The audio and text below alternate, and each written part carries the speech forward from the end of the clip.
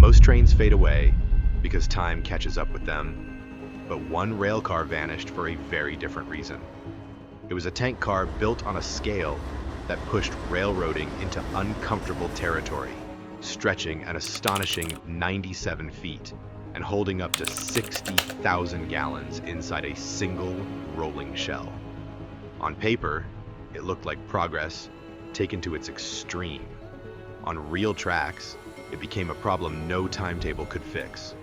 Curves tightened, switches protested, and engineers quietly realized the network itself was not ready for something this large. Official reports stayed thin, while stories spread among rail workers who watched it struggle. So, what truly went wrong with this oversized experiment, and how many other strange machines were quietly sidelined before anyone noticed? Let's dig in.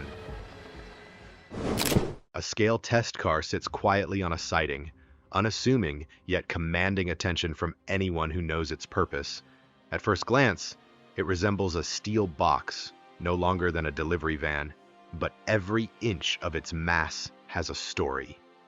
Cast iron and steel plates inside are stacked with exacting precision, each pound accounted for and calibrated to a fraction of a percent. The weight is extraordinary. 25 tons, 35 tons, sometimes tipping 50. Inspectors treat these cars with care bordering on reverence because a single jolt could disrupt months of measurements. Every grain of ore or bushel of grain shipped across the nation relies on these rolling standards. Routing crews deliberately shield them from rough handling, keeping them away from the chaos of switching yards. One railroad inspector remembered the tension as a test car slowly rolled onto the scale. Silence fell over the crew, each aware that even the smallest error could ripple through an entire billing system. Behind the quiet steel lies a hidden world where railroads manage the strange, the fragile, and the massive, each demanding its own careful approach.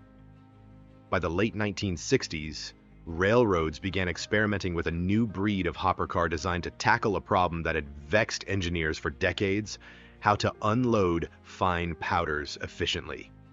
These cars, nicknamed Whalebelly hoppers, were bulky and curved, more reminiscent of a beached whale than conventional freight.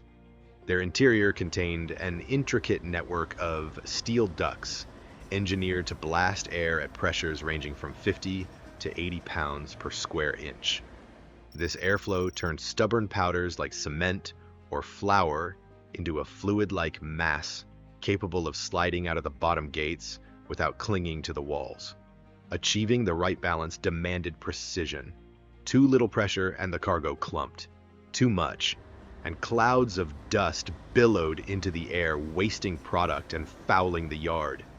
Engineers built the car around the airflow, bending every design decision to physics itself. Compared with fabric floors and lower pressure air slide systems, these Whalebelly hoppers marked a dramatic leap in both capacity and complexity. The bulbous shape was not an accident. Every curve and swell responded to the limits of gravity and friction, proving that even in the simplest seeming work, the boundaries of mechanical possibility were being tested. The 97-foot rail whale pushed these limits even further. Conceived by GATX in the early 1970s, this tanker car stretched the equivalent of 1.5 city buses and could carry 60,000 gallons of pressurized chemical. Its intended cargo ranged from ammonia to liquefied petroleum gas, and on paper it seemed a marvel of efficiency. A single car could replace the labor and mileage of 4 conventional tankers. But the mathematics of the existing rail network were unforgiving. Mainline curves designed decades earlier for cars half its length forced the chassis to twist violently, threatening signals, platforms, and the rails themselves. Crews found it nearly impossible to maneuver through yards or industrial spurs safely. Despite debates among engineers and regulators, the size exceeded the system's practical ceiling. The 97-foot rail whale now rests in quiet retirement at the National Museum of Transportation in St. Louis, a reminder that ambition can collide with the realities of infrastructure. In the 1990s, the Santa Fe Superhopper emerged as another audacious attempt to move more grain with fewer cars. 3 aluminum hopper units were linked into a single, articulated set, earning the nickname Daisy Chain. By sharing wheel assemblies, the train stretched far longer than a standard car, carrying nearly 30% more grain than 5 traditional hoppers combined. Efficiency on paper, however, brought challenges in practice. Loading crews wrestled with synchronized gates and walkways, trying to balance grain evenly across 3 swaying sections. The first trial runs exposed the friction between theoretical performance and operational reality. Unloading became a chore of sequencing and timing, requiring precise attention to avoid jams. Most of these aluminum giants were retired within a decade, yet one survives at the Oklahoma Railway Museum as a monument to the ongoing tension between capacity and workflow on America's railroads. While some railcars pushed volume, others concentrated on efficiency through vertical innovation. The Southern Pacific Vert APAC reimagined automobile transport. A standard auto carrier could hold 18 cars, but the Vert A packed 30 vehicles into the same space by standing them upright in custom racks. Engineering these cars required extraordinary care. Baffles and reservoirs prevented engine fluids from leaking, while every car was secured against the jostle of a 1,000-mile journey. Patent drawings resemble the work of chemists more than transportation engineers, detailing an intricate ballet of supports, spacing, and counterweights. Warehouse packers marveled at the system's ability to multiply density without sacrificing safety, a lesson in the ingenuity demanded when space and volume are at a premium. Other cargo demanded gentler handling. Tobacco boxcars in the southeast were enlarged, with 10-foot doors and skylights to accommodate fragile hogshead barrels. Super-cushioned underframes absorbed shocks from uneven tracks, preserving delicate leaves and oversized barrels alike.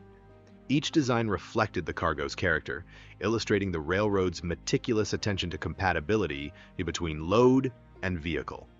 Extreme temperatures introduced new challenges. The torpedo car, used in steel mills to transport molten pig iron, carried material at temperatures exceeding 2,500 degrees Fahrenheit. Its thick refractory lining protected the steel shell, but every trip demanded vigilance. If the iron cooled too quickly, it solidified, trapping tons of molten metal inside. To unload, the car pivoted on massive bearings, tilting until the glowing metal poured out. Operators faced constant danger. A slight miscalculation could send a river of fire across the yard. Crews watched every tilt with apprehension, fully aware that the margin for error was virtually non-existent. Innovations were not limited to cargo alone. On rural Minnesota lines, a 50-foot boxcar known as the Hutch functioned as both freight carrier and rolling bunkhouse. Its hybrid design served small shipments on sparsely trafficked stretches while giving crews shelter during long, isolated runs. Pulled by stubby NW5 diesels, the car offered practicality and comfort in a single package. After retirement, the Hutch found new life as a sports bar in Devil's Lake, North Dakota, demonstrating how even unconventional hybrids could endure in memory and local culture. The stakes rose in the late 1980s when the United States Air Force assembled the Peacekeeper Rail Garrison.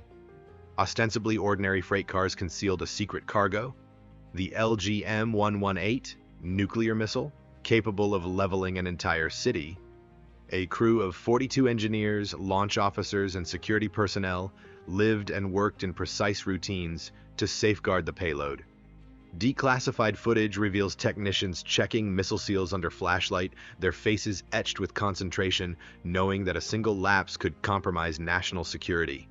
Every route, every schedule was classified, designed to keep these weapons invisible while moving across the nation's rails. Today, only a surviving prototype at Wright-Patterson Air Force Base recalls this tense chapter when humanity's deadliest power moved under the guise of ordinary freight. At the pinnacle of rail engineering, The Schnable car represents the ultimate in precision and scale. Empty, it stretches 230 feet, longer than many city blocks. When loaded with turbines or transformers weighing hundreds of tons, the car can extend the length of a football field. Hydraulic arms shift cargo sideways by up to 20 feet, allowing careful navigation around bridges, signals, and other obstacles. Every journey requires surveyors and planners with speeds reduced to 15 to 25 miles per hour. A single miscalculation could spell disaster. The Schnable embodies the intersection of engineering ambition, precision, and patience, a living testament to the lengths railroads will go to move the impossible. Across every era, whether testing scales, moving delicate powders, carrying molten iron, or hiding nuclear missiles, these extreme railcars reveal the interplay between human ingenuity, physics, and the unforgiving constraints of infrastructure. Each design, from Whalebelly hoppers to the Schnable, pushed boundaries in ways that left engineers questioning what the system could handle. The lessons are as much about restraint as they are about daring. Some cars became legends, others faded quietly, but every experiment, every prototype, reshaped the possibilities of transportation. The balance between ambition and reality remains delicate, and the limits of imagination continue to challenge every new generation of rail designers. And that's a wrap for today. If you enjoyed this, please subscribe and ring that bell to join us next time. Thanks so much for watching. While you're here, why not check out one of the other videos on your screen? We've got plenty more for you to explore.